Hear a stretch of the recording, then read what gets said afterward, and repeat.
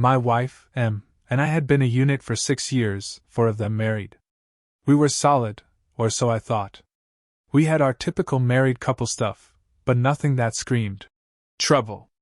We were that couple, teammates.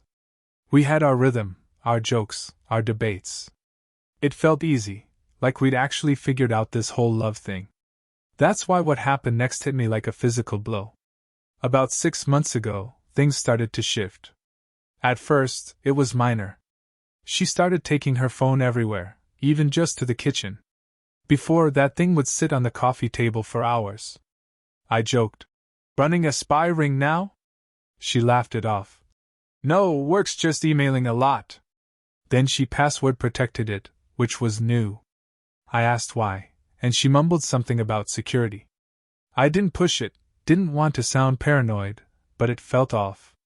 She started taking calls in other rooms, not subtle about it either. "Let me just grab this real quick." And she'd disappear. If I asked who it was, "Just a friend from work." Then there was the phone face down habit. I didn't even notice until I reached for something, and she quickly moved it. A split-second move, but it stuck. It wasn't just the phone, though. She became distant. Conversations that used to flow now felt like pulling teeth. "Future plans?" "Yeah, we'll see." Then she changed the subject.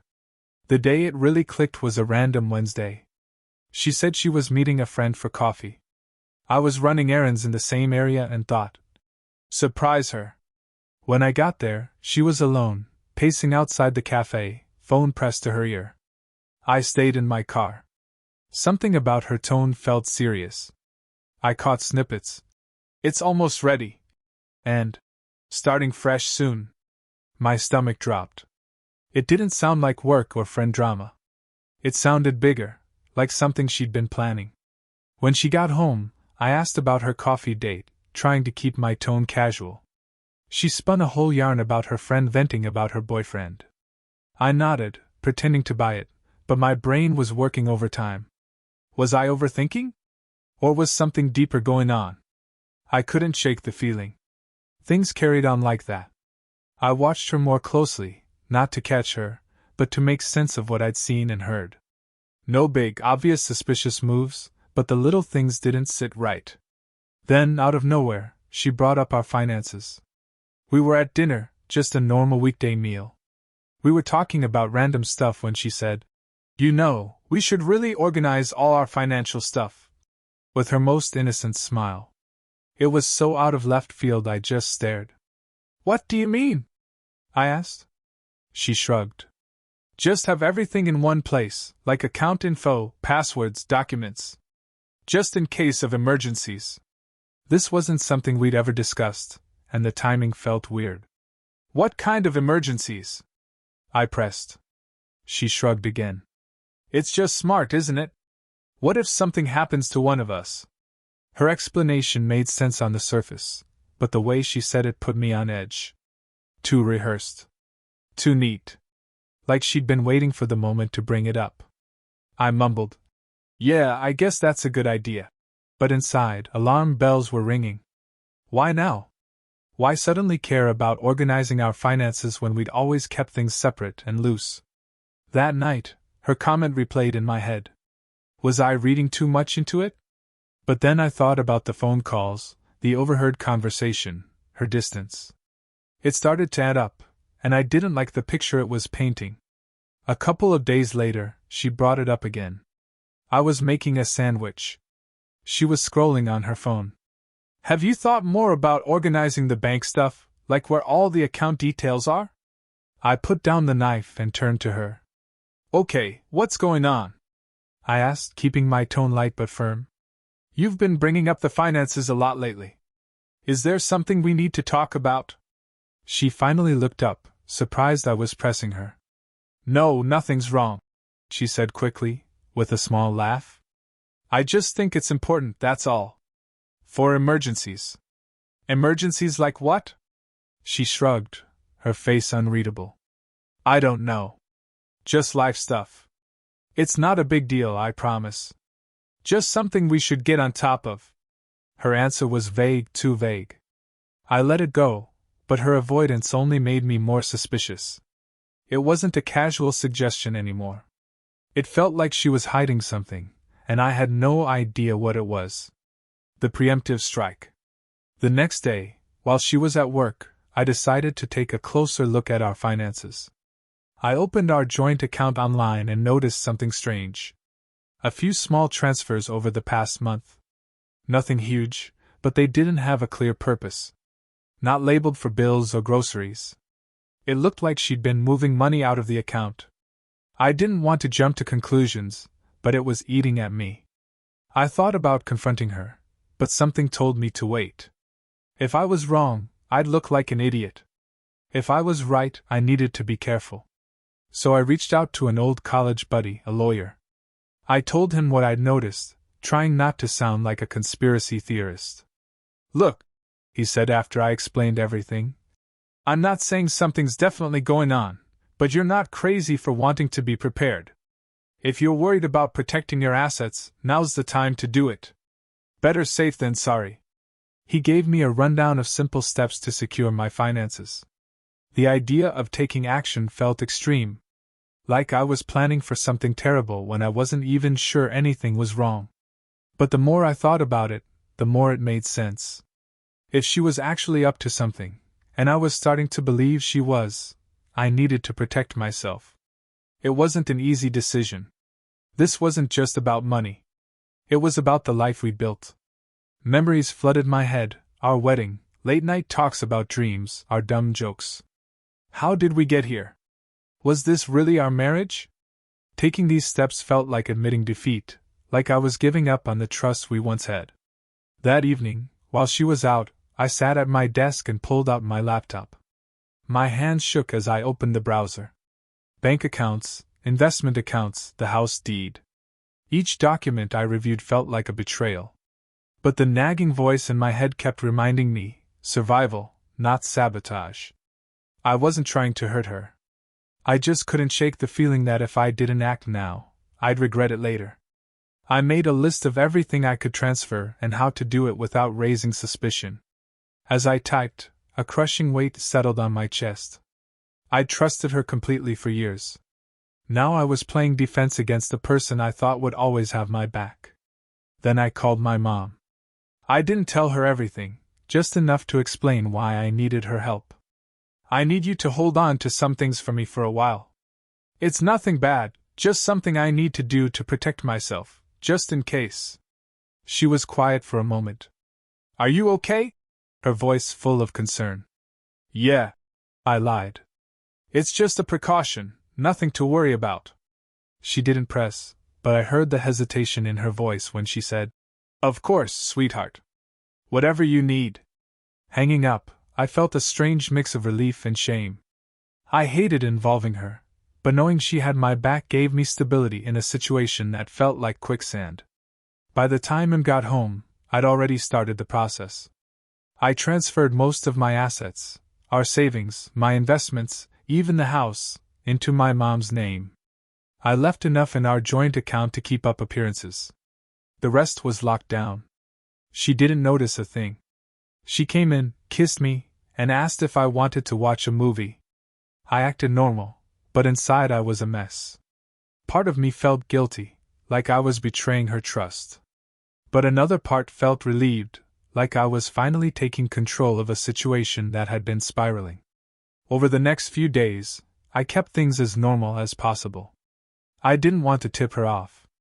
She seemed content, even unusually cheerful. Instead of easing my mind, it made me more suspicious. If she was planning something, she was doing an expert job of hiding it. What stood out, though, was that she didn't bring up the finances again. Not once after I pressed her that last time. It was like the subject had completely vanished from her mind. At first, I thought maybe I'd overreacted, and she dropped it because it really wasn't that important. But the more I thought about it, the more it felt like she was avoiding it, almost like she was dreading bringing it up again after I pressed her.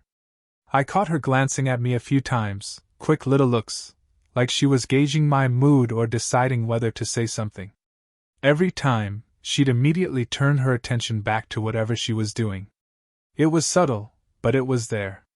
It felt like she was waiting for me to bring it up, like she didn't want to risk pushing the topic again. The silence only made me more uneasy. It wasn't like her to just drop something she thought was important. If she was testing the waters, she wasn't getting in. And if she was waiting for something, I wasn't about to give her the green light. Whatever her next move was, I knew I needed to stay one step ahead. Something was coming. I just didn't know when or how. All I could do was prepare. That night, I made sure everything was solid. I went over the paperwork again, double-checking every detail of the asset transfers to my mom. The house, the savings, the investments. Everything was legally in her name now, locked in a trust that couldn't be contested. I even called her to confirm she had all the documentation on her end. The revelation. 2 weeks went by, and things seemed normal. Too normal, actually. She was acting more affectionate, even initiating conversations about random stuff. It threw me off because for months she'd been distant. Part of me started to wonder if I'd been overreacting. Maybe the weird behavior was just stress. But then on a random Friday night, she sat me down on the couch, turned off the TV, and said, "We need to talk." My stomach immediately dropped. I knew what was coming. "I think we should get a divorce," she said, her tone so calm it felt rehearsed. Not angry, not emotional.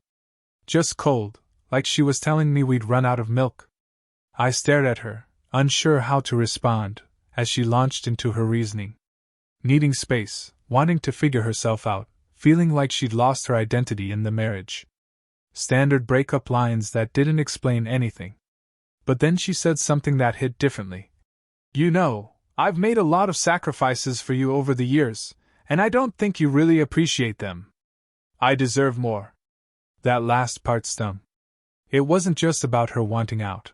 It was about her framing this like I owed her something, like it was all my fault, and she was just claiming what was rightfully hers.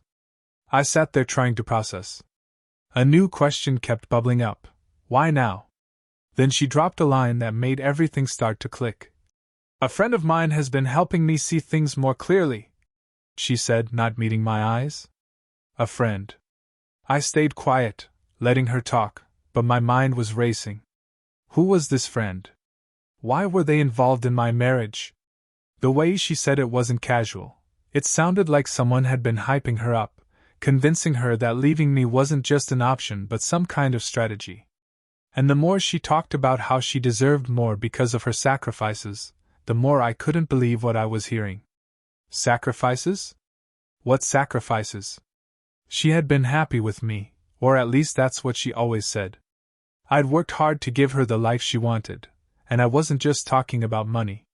When she wanted to move closer to her job, I agreed, even though it meant a longer commute for me. When she wanted that expensive yoga retreat last year, I made sure we budgeted for it, skipping a vacation I'd been looking forward to so she could go. I supported her when she switched careers twice, telling her it was okay to take the leap because I wanted her to be happy. I thought being a good husband meant putting her first whenever I could. And it wasn't like I was some inattentive, distant partner. I showed up. I remembered anniversaries and random little things she mentioned liking. I planned date nights when she said she was feeling stuck in a rut. I listened to her vent about work, her friends, her family. I didn't always get it right, but I always tried. That's what made her. "I deserve more" line so much harder to swallow. I didn't buy it, not for a second. She wasn't unhappy because of anything I did or didn't do. She was unhappy because something had changed in her. Maybe it was this friend she kept bringing up. Maybe it was something else.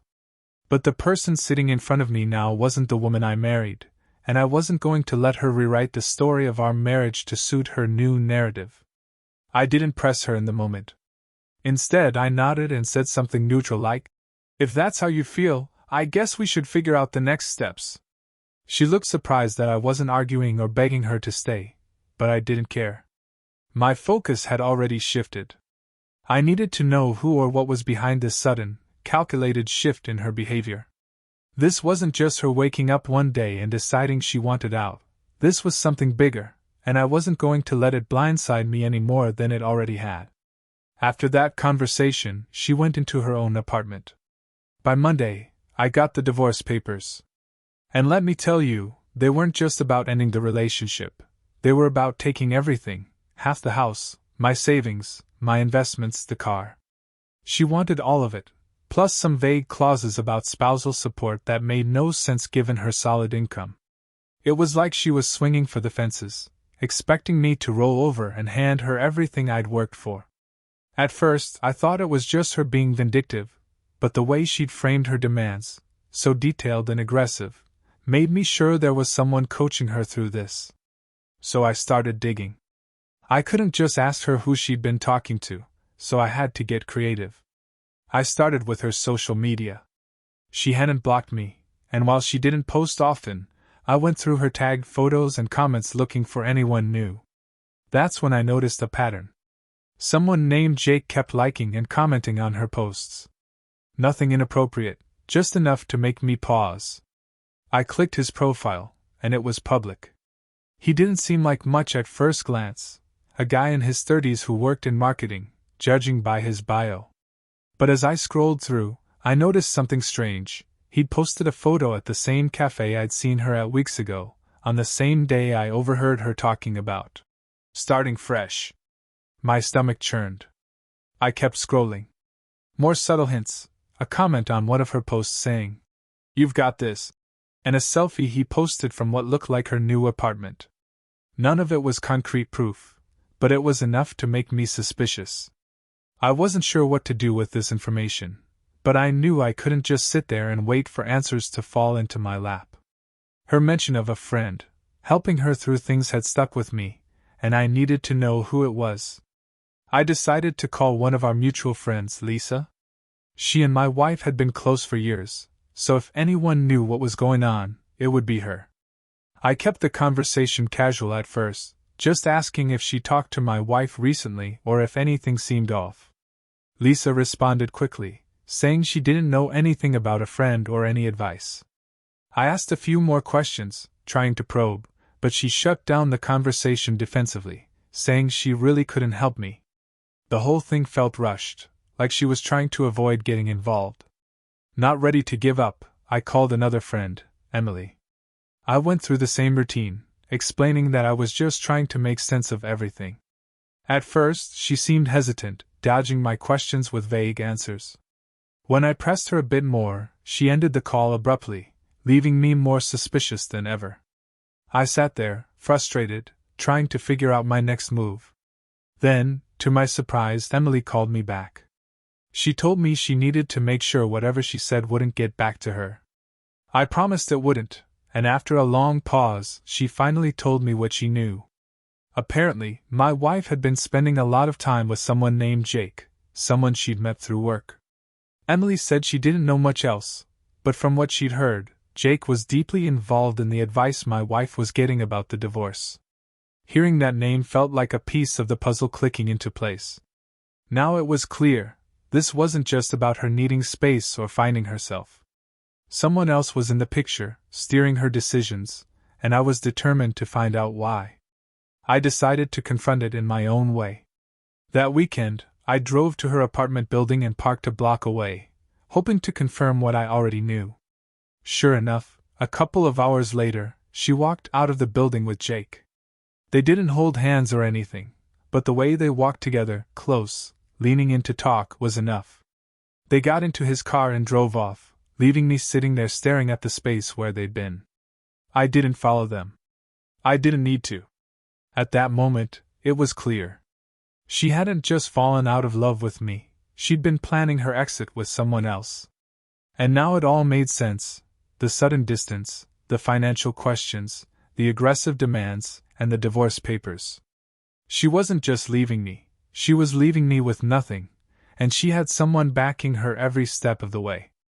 I went home that night, my mind spinning with everything I'd learned. The betrayal stung, but what hurt more was how calculated it all was. She was using the divorce as a stepping stone for whatever life she was building with Jake. But she had no idea what I'd prepared for her. The fallout. The first mediation session was tense from the moment we walked in. Her lawyer showed up with a folder so thick it looked like they were filing a lawsuit against a Fortune 500 company. He started going through her demands like they were completely reasonable: half the house, the savings, my investments, the car, even some additional nonsense about spousal support. I stayed quiet, pretending to listen, but I was waiting for my lawyer to make his move. When it was finally our turn, he calmly slid a stack of documents across the table and said, "Before we proceed, I think it's important for everyone to review these." Her lawyer picked up the papers, skimming through them. His confident demeanor shifted quickly as he flipped the pages, his brows furrowing deeper with each one. "What is this?" he asked, looking up. "These documents show the transfer of all major assets into a trust under my client's mother's name," my lawyer explained, his voice steady. "The transfers were completed several weeks before the divorce filing, and the trust is fully legal and irrevocable." The room went completely silent. Her lawyer turned to her, his confusion now mixed with frustration. "You didn't mention this," he said flatly. She snatched the papers from his hands and flipped through them, her face turning red. "This can't be real," she muttered, staring at the notarized signatures and dates. Then she turned to me, her expression shifting from disbelief to fury. "You planned this," she hissed, glaring at me like I'd committed some unforgivable crime. "You knew I was going to file, and you set this up to screw me over." I didn't respond. I just sat there, letting her connect the dots on her own. Her lawyer, now visibly annoyed, asked my lawyer to explain further. So he did, calmly, methodically, and with every piece of proof needed to make the transfers ironclad. The dates lined up perfectly, showing I'd moved everything well before she filed. The signatures were properly notarized, and the trust was airtight. There was nothing they could do to contest it. She was livid. "You're unbelievable," she snapped, leaning forward in her chair. "I can't believe you do something like this to me." I still didn't say a word. What was there to say? This wasn't about me doing something to her. This was about protecting myself because she'd made it clear she wasn't leaving quietly. The meeting ended with her lawyer muttering something about needing to reassess their approach, but it was obvious to everyone in the room that they had no moves left to make. When we walked out of the building, she pulled me aside in the hallway, her face a mix of anger and desperation. "This isn't over," she said, her voice low. "You're going to regret this." I just looked at her and said, "I already regret trusting you. That's the only regret I have." After that mediation session, things spiraled faster than I expected. She went into full meltdown mode almost immediately. It started with the calls, endless calls. At first, she sounded calm, even apologetic, leaving voicemails that started with, "I think we just need to talk," or, "I know this got messy, but we can fix it." When I didn't respond, the tone shifted. By the second day, her messages were bouncing between sobbing and screaming. One voicemail would be her crying about how she made a mistake and didn't want to lose everything we built together. The next would be an angry tirade accusing me of being stingy and vindictive, blaming me for everything going wrong in her life. I ignored it all. My lawyer had advised me not to engage, and honestly, I didn't want to. I was done playing her games. But she wasn't. When the calls and texts didn't work, she started spinning stories. I started hearing from mutual friends that she'd been telling people the divorce wasn't real, that it had all been some elaborate prank. A prank? I mean, who would even believe that? It didn't take long for the cracks in her story to show. Friends started asking questions like, "If it was a prank, why did you file actual legal paperwork?" Or, "Why hire a lawyer and make such specific demands if it wasn't serious?" When people didn't immediately buy into the prank excuse, she doubled down. She claimed it wasn't just a joke, but a way to test the strength of our relationship. She started painting herself as the victim, saying she was hurt and betrayed by my reaction, that I'd taken things too far and destroyed the trust in our marriage. At first, some people seemed to buy into her stories.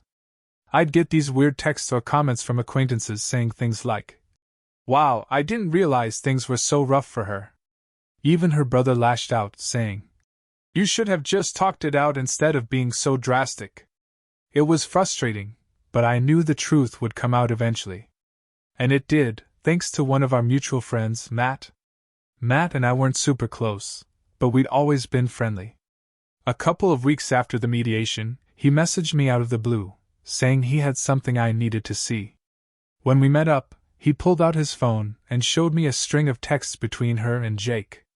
I was confused at first. "How did you even get these?" I asked, scrolling through the messages. Matt explained that he had a mutual friend with Jake, someone who had been privy to their conversations.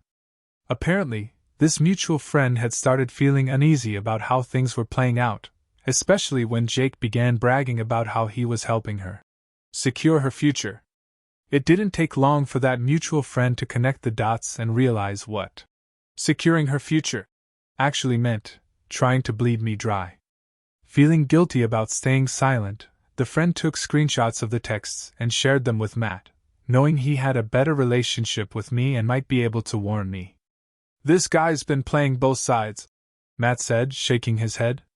"He's been hyping her up to take you for everything while making her believe he'd be there for her afterward."